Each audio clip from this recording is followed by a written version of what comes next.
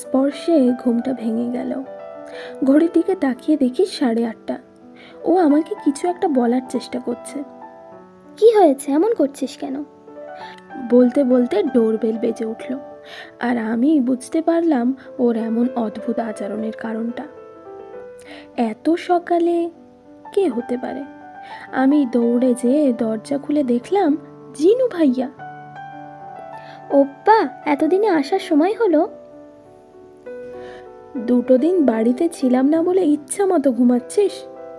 এত ঘুমালে ব্রেন ভোতা হয়ে যায়।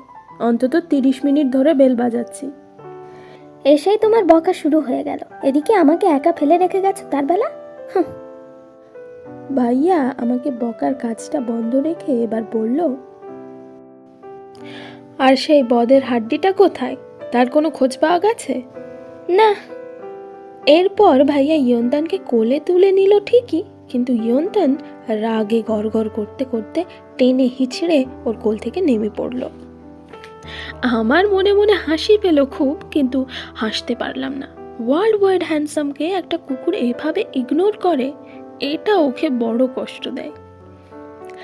আজ থেকে 3 বছর আগে একদিন দুপুরে ভি পার্পল প্যালেসে এসে হাজির, আর সঙ্গে ছোট্ট ইয়ন্তান। এখানে বলে রাখি, পার্পল প্যালেস আমাদের বাড়ির নাম, যেখানে জিনু ভাইয়া, ইয়ন্তান আর আমি থাকি। আর মাঝে মাঝে একজন অতিথি আসে, যাকে একটু আগে আমার ভাইয়া বদের হাড্ডি বলে সম্বোধন করেছে। সে হলো ইয়ন্তানের একমাত্র পিতা কিম টেইহং। ও ইয়ন্তানের বাবা হলে কি হবে? ইয়ন্তান বেশিরভাগ সময় আমার কাছেই থাকে। ইয়ন্তানকে আমাদের দলে নিয়ে খুব ভালোই হয়েছে। অনেক ব্যাপারে ও আমাদের সাহায্য করতে পারে, ঠিক যেন টিনটিনের কুট্রুসের মতো।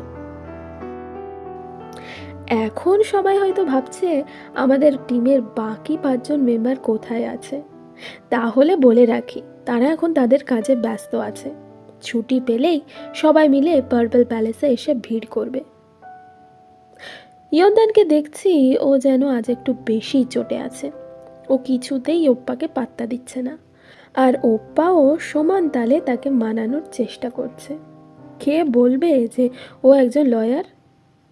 ওপ্পা লয়ার হওয়াতে আমাদের অপরাধীদের শাস্তি দেওয়ার কাজটা অনেক সহজ হয়েছে।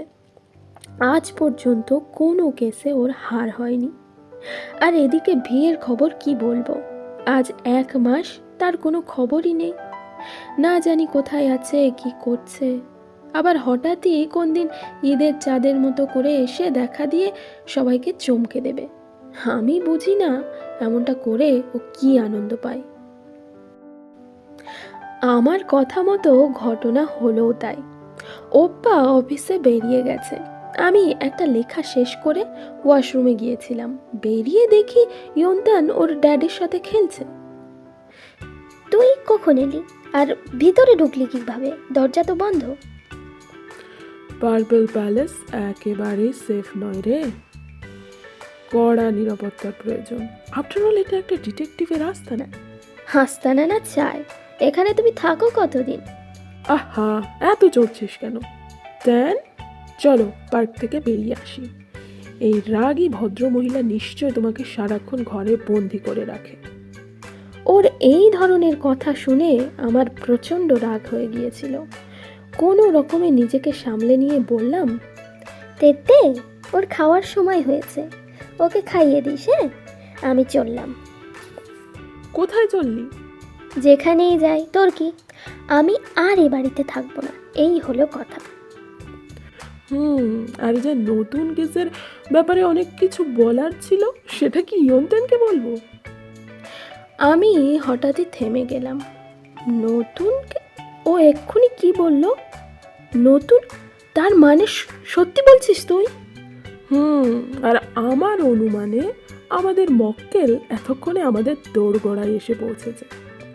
কলিং বেল এই বাজলো বলে 1, 2, 3। আমি চমকে উঠলাম।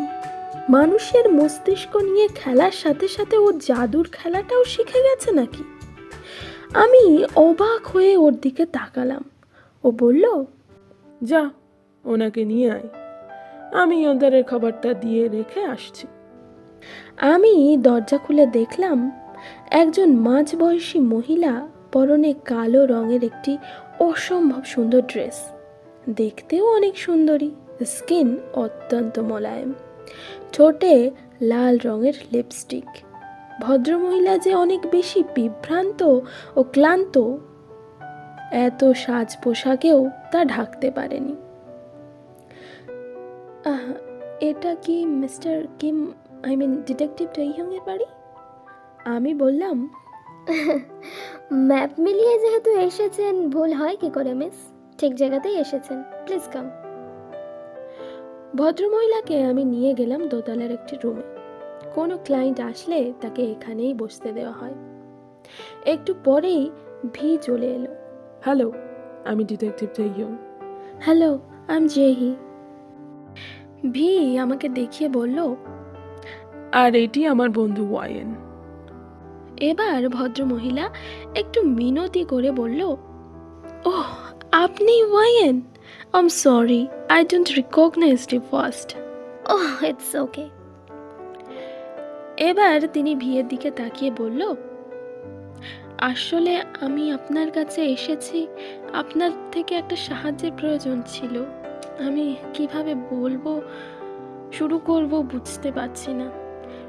এই নিন, এক গ্লাস জল খেয়ে নিন আগে, তারপর রিল্যাক্স হয়ে বলুন। একেবারে প্রথম থেকে শুরু করুন, কোনো তাড়া নেই। আমি উঠে জানালার পাশে যেয়ে দাঁড়ালাম। এটা আমার ডিউটি। ক্লায়েন্ট যখন ওর সঙ্গে কথা বলবে, তখন আমি জানালা দিয়ে দেখার চেষ্টা করব যে কেউ এই বাড়ির উপর নজর রাখছে কিনা। মিস জেহি জল খেয়ে বলতে শুরু করলেন, আমার হাজব্যান্ডের নাম ড্যারিন। আমাদের বিয়ে হয়েছে 4 বছর, কিন্তু ওর সঙ্গে আমার পরিচয় কলেজ লাইফ থেকে। সব মিলিয়ে আমি ওকে প্রায় 10 বছর ধরে চিনি। এই 10 বছরে আমি ওকে কখনো গান বাজনা সম্পর্কে ইন্টারেস্ট হতে দেখিনি, কখনো না। লাস্ট মান্থ থেকে ও একটা মাউথ অর্গান নিয়ে বাজানো শুরু করেছে। কি মোহময় সুর! প্রথম আমি তো অবাক হয়ে গিয়েছিলাম, বিনা প্র্যাকটিসে সে এত ভালো বাজাতে পারে কি করে। ওকে জিজ্ঞাসা করেছিলাম, ও কোনো উত্তর দেয়নি। প্রশ্নটা করার পর থেকে ও আমার সামনে বাজানো বন্ধ করে দেয়, আড়ালে বাজায়, বেশিরভাগ সময় রাতে বাজায়। প্রথম দিন মাঝরাতে ওর মোহময় সুরেই ঘুম ভেঙে যায়। বিছানায় ড্যারিন নেই। উঠে গিয়ে দেখলাম ব্যালকনিতে বসে বাজাচ্ছে, ওর চোখ বন্ধ। আমি অন্তত ওর সামনে 40 মিনিট দাঁড়িয়েছিলাম, কিন্তু ও এতই মশগুল যে ও আমার উপস্থিতি খেয়ালই করেনি। কিছু না বলে আমি ফিরে এলাম। ও ফিরল সেই ভোর রাতে। আমি ঘুমানোর ভান করেছিলাম। পরদিনও একই অবস্থা। আমি আর সেদিন ঘুমাইনি, ঘুমের ভান করেছিলাম। ও প্রথমে আমাকে চেক করে নিল আমি ঘুমিয়েছি কিনা, তারপর উঠে গিয়ে মোহময় সুর সেই যে ধরল, জ্যোৎস্না ভাসিয়ে নিয়ে যাচ্ছে সে রাতে। আর ওই মোহময় সুর মিলে মিশে একাকার। সেই সুরে আচ্ছন্ন হয়ে আমি স্বপ্ন দেখতে শুরু করলাম। আমি যেন কোনো এক আদিম যুগের রাজকন্যা, বিশাল এক ফাঁকা রাজপ্রাসাদে কি একটা খোঁজার জন্য সমস্ত প্রাসাদ ঘুরে ঘুরে খুঁজে চলেছি। এক সময় আমি অনেক ক্লান্ত হয়ে যাই, তবুও আমি থামতে পারছি না, আমি ছুটে চলেছি।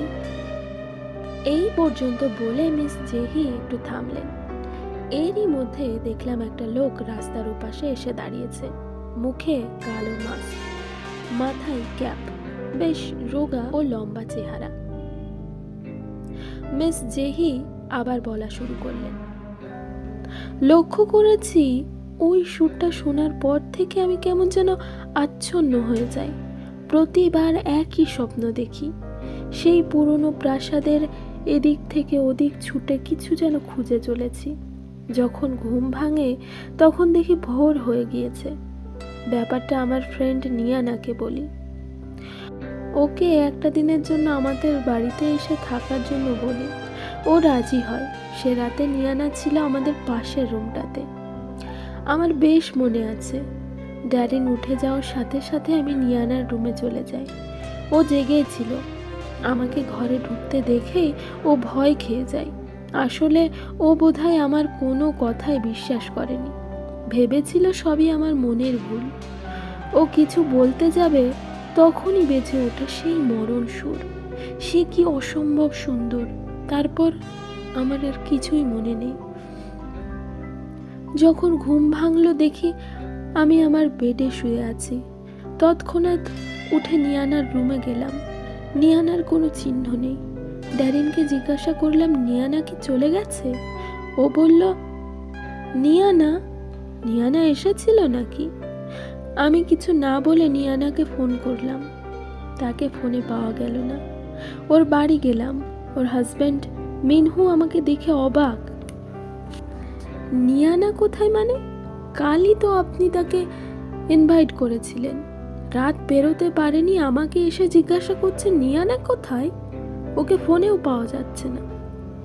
আমি বললাম, তাহলে ও হয়তো কোথাও গিয়েছে, সেখানে হয়তো নেটওয়ার্ক নেই, একটু অপেক্ষা করুন, কাজ হয়ে গেলে ফিরে আসবে। পরদিন রাতে আমার বেশ মনে আছে, আমি বেডে শুয়েছিলাম, তখনই সেই মরণ সুর বেজে ওঠে। তারপর সেই একই স্বপ্ন। যখন ঘুম ভাঙলো দেখি আমি রান্নাঘরের মেঝেতে শুয়ে আছি। তখনও অনেক রাত। কোথা থেকে ড্যারেন ছুটে এসে আমাকে তুলল। আমি বললাম, আমি এখানে কেন? কি হয়েছে আমার? স্লিপ ওয়াক, ঘুমে হাঁটা রোগ। ঘুমের মধ্যে খিদে পেয়েছিল বোধহয়, তাই খাবার খুঁজতে খুঁজতে এখানে চলে এসেছো। আমি আর কিছু না বলে উঠে চলে এলাম। সকাল হতেই আপনাকে ফোন দিয়ে এখানে চলে আসি। ভি বলল, আর আপনার বান্ধবী নিয়ানা, তার খোঁজ পাওয়া গেছে? না, ওর হাজবেন্ড আমাকে পুলিশে দেবে বলেছে। ভি আচ্ছা। বলে কিছুক্ষণ ভ্রু কুঁচকে ভাবল, তারপর বলল, মিস্টার ড্যারিনকে জানাবেন না? আমরা আজকের রাত আপনাদের বাড়িতেই কাটাবো। আচ্ছা, ব্যালকনি টপকে বাড়িতে ঢোকার কি কোনো উপায় আছে? হ্যাঁ, ব্যালকনিতে একবার উঠতে পারলে বাড়ির ভিতরে ঢোকা সহজ হবে। আচ্ছা, তাহলে আপনি এখন আসুন, কোনো চিন্তা নেই, সব সমাধান হয়ে যাবে। আপনি যেমন রোজ রাতে ঘুমান, আজও তাই করবেন। আর হ্যাঁ, বাড়ির লোকেশনটা আমাকে পাঠিয়ে দিন, এবং মিস্টার ড্যারিন ও মিস্টার মিনহুর একটি করে ফটো আমাকে সেন্ড করে দিন। ও হ্যাঁ, মিনহুর ঠিকানাটাও দিন। মিস জেহি উঠে পড়লেন। ভি ওনাকে মেইন গেট পর্যন্ত এগিয়ে দিয়ে এলো। আমি উপর থেকে দেখছি, লোকটা তখনও দাঁড়িয়ে আছে। ভি এবং মিস জেহিকে দেখতে পেয়ে যেন হাওয়ায় মিলিয়ে গেল। আর তাকে খুঁজে পেলাম না। ভি ফিরে এসে সোফায় এলিয়ে পড়ল। কিছুক্ষণ ছাদের দিকে তাকিয়ে থাকলো। তারপর সেখানেই দৃষ্টি রেখে বলল, ইন্টারেস্টিং না? এই অবস্থায় মনে হলো ওর হাতে একটা সিগারেটের প্রয়োজন। তাহলে একদম পাক্কা ডিটেকটিভ লাগবে ওকে। ও যে সিগারেট খায় না এমন নয়, ও খায়, তবে আমাকে লুকিয়ে। দু একবার আমি ওর ঘরে ঢুকে শুধু ধোঁয়াই পেয়েছি। ওপ্পাদের কেউই এ কথা জানে না। জানলে যে কি হবে, এটাই একটা রহস্য। অনেক দিন পর একটা জব্বর কেস এসেছে, কি বলিস? আমি বললাম, কিন্তু নিয়ানা যে এসেছিল, এই ব্যাপারটা মিস্টার ড্যারিন অস্বীকার করছে কেন? খটকাটা তো এখানেই রে, খটকাটা এখানেই। কথা শেষ করেই ও তড়াৎ করে উঠে পকেট থেকে ফোন বের করলো। এই দেখ, এই হলো মিস্টার ড্যারিন, আর এটা হলো মিনহু। দুজনের চেহারা প্রায় এক, শুধু মুখের আদল আলাদা। একটু আগে যে লোকটি আমাদের উপর নজর রেখেছিল, তার চেহারাও সেম। যেহেতু লোকটা মুখে মাস্ক পরেছিল, তাই এদের দুজনের মধ্যে কে হতে পারে সেটা নিশ্চিত করে বলা যাচ্ছে না। আবার এদের মধ্যে কেউ নাও হতে পারে, হয়তো তৃতীয় কোনো ব্যক্তি। কিন্তু কে? এই প্রশ্নের উত্তরটা কি হতে পারে সেটা জানার জন্য আমার রোমাঞ্চ বেড়েই চলেছে। তবে ভিকে দেখলাম ও এই ব্যাপারটাকে একেবারেই ইজিভাবে নিয়েছে। ও বলল, কেউ যে একজন এসেছিল এটাই অনেক, ধরে নে কেস অর্ধেক সলভ হয়ে গেছে। তাহলে চল প্রথম ইন্টারভিউটা মিস্টার মিনহুত থেকেই নেওয়া যাক।